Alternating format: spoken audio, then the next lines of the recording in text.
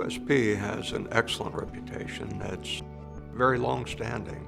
In fact, probably since the earliest of times when it was founded in 1820. What is unique to me when you read back over the history, you find that USP has always changed. It's always kept ahead of the curve, always trying to be timely with new standards and new methods.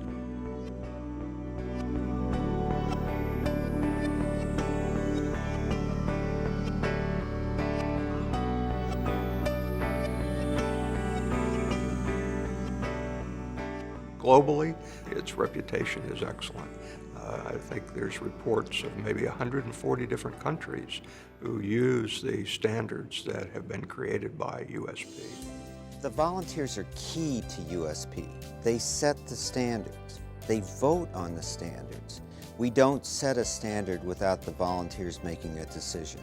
Oh, being a volunteer at USP is one of the greatest experiences I've ever had. I've been involved with USP through 3 cycles now, more than 10 years, almost 15. And I've met just the most phenomenally intelligent and influential people that are really passionate about changing healthcare. USP also takes very good care of its volunteers. We're very well treated, we are listened to, we're heard, we're allowed to think creatively and watch our ideas come to life under USP care and hands. It's just been a really great ride.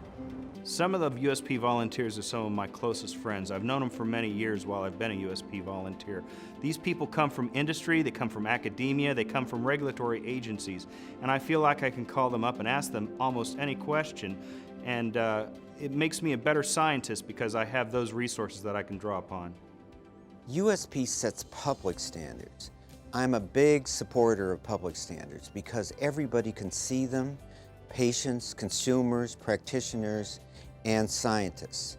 If you do that, they become public and available to everything via USP's processes. As far as the Food Chemicals Codex is concerned, I'm proud of a number of things.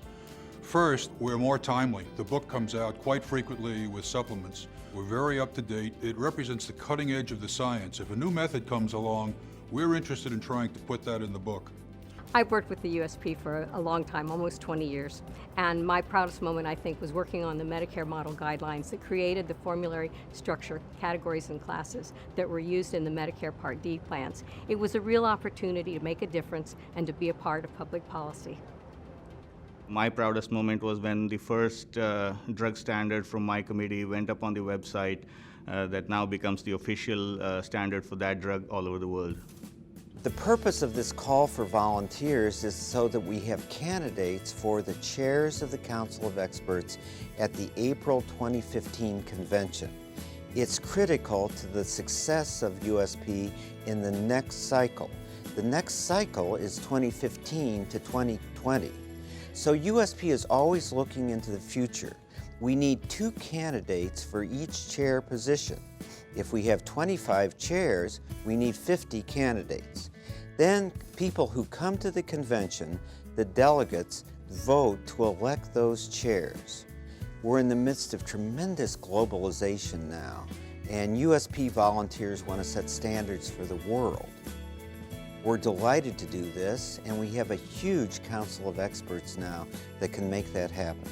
USP is a very well-known institution, and immediately when we think or talk about USP, we remember quality. Another very important thing, USP is given opportunity to young people in order to be trained in very well-equipped laboratories, which are being installed in many countries of the world. USP's role in global health is very important, especially given the global nature of the pharmaceutical supply chain.